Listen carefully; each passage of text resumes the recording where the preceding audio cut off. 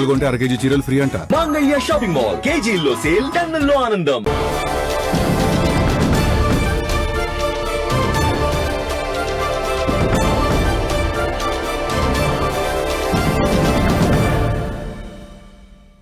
ఒక కథ నడుస్తూ ఉంటుంది, మధ్యలో ఇంకో కథ వచ్చి చేరుతుంది. రెండింటినీ మ్యాచ్ చేసుకుని ట్రావెల్ అయ్యేలోపు మరో కథ ఎంటర్ అవుతుంది. నాన్ లీనియర్ స్టోరీ టెల్లింగ్ అంటారు దీన్నే. ఇలాంటి కథలు చెప్తూ అద్భుతాలు క్రియేట్ చేస్తుంటారు క్రిస్టోఫర్ నోలన్. ఆయన కాలంతో ఆడుకుంటూ ఉంటాడు, సైన్స్ ఫిక్షన్తో మడతెట్టేస్తాడు. ఆ నోలన్ డైరెక్షన్లో వచ్చిన లేటెస్ట్ మూవీ ది ఒడిస్సీ ప్రపంచాన్ని ఓ ఊపు ఊపేస్తోంది. అసలు ఈ మూవీ ఎందుకు అంత స్పెషల్? ఫ్యాన్స్లో ఈ రేంజ్ క్రేజ్ ఎందుకు?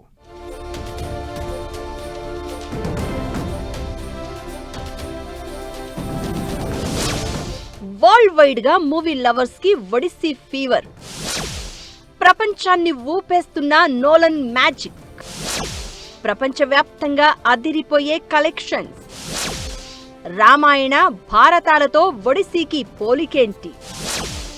ఎవరి క్రిస్టోఫర్ నోలన్? ఇంత క్రేజ్ ఏంటి?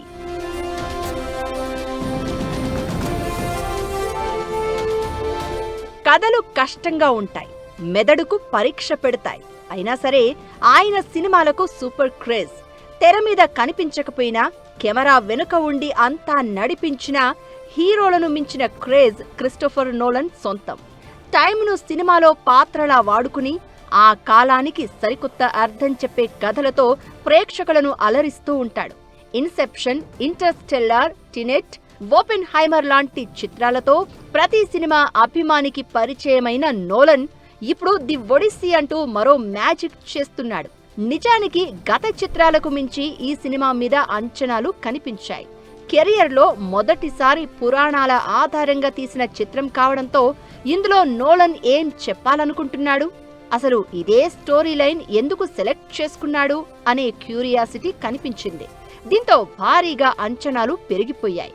అయితే ఆ అంచనాలకు ఏమాత్రం తగ్గేదలే అన్నట్లు ది ఒడిస్సీ ఇప్పుడు సరికొత్త రికార్డులు క్రియేట్ చేస్తోంది.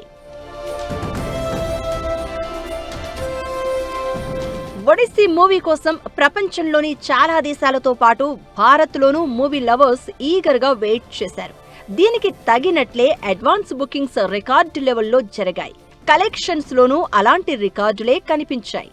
భారత్లో మొదటి రోజే 20.76 కోట్ల వసూళ్లు రాబట్టింది ఒడిస్సీ మూవీ.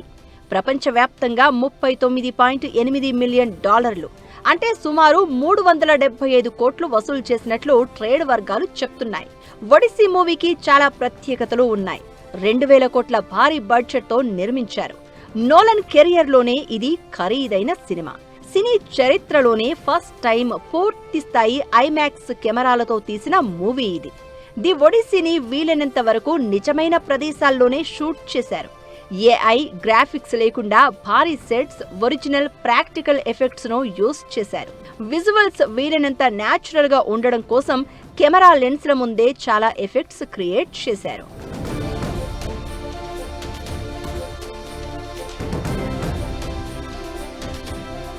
మూవీ షూటింగ్ మొత్తం 5 దేశాల్లో సాగింది. కథలోని సహజత్వం కోసం Morocco, Scotland, Greece, Iceland, Italy దేశాల్లో ఒడిస్సీ మూవీ షూటింగ్ జరిగింది. మొరాకో ఎడారులు, స్కాట్లాండ్ సముద్ర తీరాలు, ఐస్లాండ్ అగ్నిపర్వత ప్రాంతాలను ఇందులో చూడొచ్చు.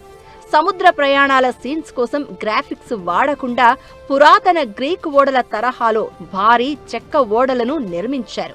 ఆస్కార్ విజేత లుడ్విగ్ గొరాన్సన్ ఈ సినిమాకు మ్యూజిక్ అందించారు.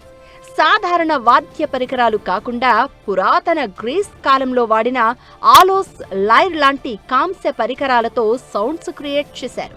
ఇక కథ విషయానికి వస్తే, ట్రోజన్ యుద్ధం తర్వాత ఒడిసియస్ తన రాజ్యం ఇథాకాకు సముద్ర మార్గం ద్వారా పయనమవుతాడు. 10 రోజుల్లో ఇథాకాకు చేరుకోవాల్సిన ఒడిసియస్ కు సముద్ర ప్రయాణంలో ఎలాంటి ఆపదలు వచ్చాయి? ఎవరెవరిని ఎదుర్కొన్నాడు? గ్రీకు దేవతలు అతనిపై ఎందుకు కోపం చూపించారు? భార్య, బిడ్డలను కలుసుకోవడానికి ఒడిసియస్ కు 10 ఏళ్లు ఎందుకు పట్టిందనేది అసలు స్టోరీ.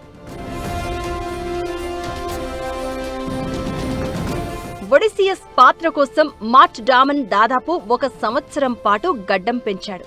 బాగా బరువు తగ్గి యోధుడిగా పాత్ర కోసం రెడీ అయ్యాడు. నోలన్ సినిమాలన్నీ టైంతో ముడిపడి ఉంటాయి. ఇందులోనూ హీరో ఒడిసియస్ తన కుటుంబాన్ని వదిలి 20 ఏళ్లవుతుంది. ఆ సమయం తాలూకు ప్రభావాన్ని కూడా ఒక ఎలిమెంట్గా ఇందులో చూపించారు. ఇప్పటి వరకు నోలన్ వివిధ రకాల సినిమాలు తీసిన ఫ్యాంటసీ, హారర్ జానర్ను టచ్ చేయలేదు. ఫస్ట్ టైం ఈ జానర్లో మూవీ తీశారు. ఇందులో మనుషులతో పాటు దేవతలు, రాక్షసులు కూడా ఉంటారు. సైక్లోప్ అంటే ఒంటికన్ను రాక్షసుడితో ఒడిసియస్ యుద్ధం ఇంకో లెవెల్ అని talks. Emotions, visual effects, adventure, survival డ్రామాగా తీసిన ఈ సినిమాలో ప్రత్యేకతలు చాలానే ఉన్నాయి. మూవీ ప్రమోషన్స్ విషయంలోనూ నోలన్ కొత్త మార్క్ క్రియేట్ చేశాడు. ది ఒడిస్సీ సినిమా రిలీజ్ కు సరిగ్గా ఏడాది ముందే టికెట్ సేల్స్ ప్రారంభించి అవాక్కయ్యేలా చేశాడు. ఇవన్నీ హాట్ కేకుల్లా అమ్ముడయ్యాయి. ఈ చిత్రాన్ని పూర్తి స్థాయి ఐమాక్స్ 70mm ఫార్మట్లో ప్రదర్శించే థియేటర్లు వరల్డ్ వైడ్ గా 41 మాత్రమే ఉన్నాయి. దీంతో ఈ సినిమాని ఆ థియేటర్లలోనే చూడాలని దేశాలు దాటి అభిమానులు వెళ్తున్నారు అంటే అర్థం చేసుకోవచ్చు ఒడిస్సీ క్రేజ్.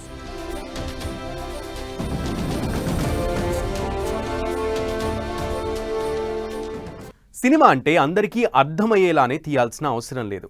అర్థం చేసుకోవాలన్న తపన క్రియేట్ చేసినా చాలు అని ప్రూవ్ చేశాడు క్రిస్టోఫర్ నోలన్. 27 ఏళ్లలో తీసింది 12 సినిమాలే అయినా ప్రతిదీ ఓ డైమండే. ఇప్పుడు ఒడిస్సీతోనూ అలాంటి మ్యాజికే క్రియేట్ చేశాడు. అసలు నోలన్ ఫిల్మోగ్రఫీ ఏంటి? ఒడిస్సీ మూవీకి రామాయణ, భారతాలతో పోలికలు ఎందుకు వినిపిస్తున్నాయి?